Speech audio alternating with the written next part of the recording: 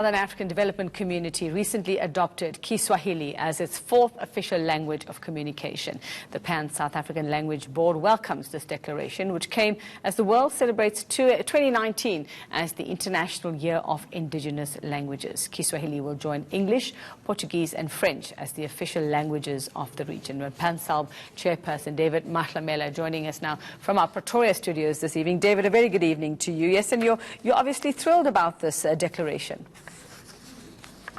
Definitely, and good evening to you. This is a great achievement for not only SADC but the continent, because as a continent we need to get a language that will integrate us, but more so it should be languages not from elsewhere but the languages of the people of this continent. Give us some idea though, how is it decided to sort of give these languages the status that they've been given? Do we look at how many people? Do we look at how many countries the language is spoken in?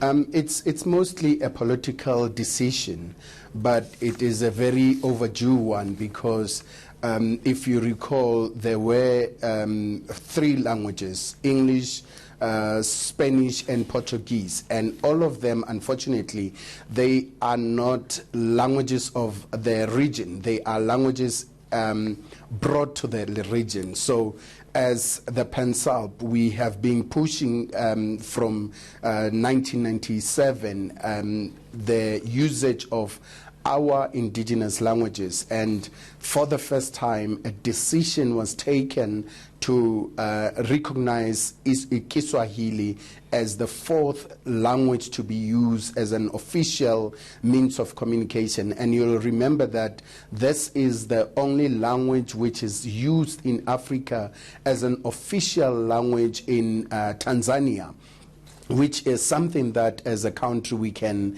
emulate and aspire to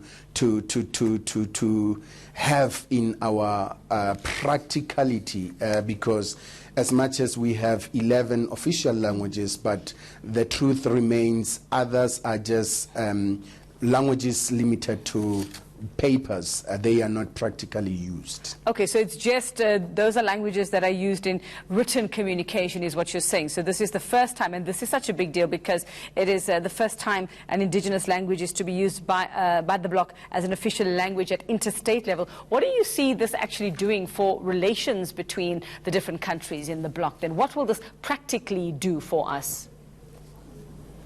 One noticeable thing is how close indigenous languages are.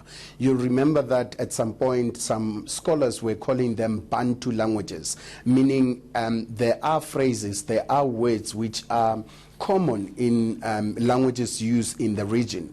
And this achievement will mean as Africans, we will get to a point where language is not used as a boundary dividing us, but instead uniting us.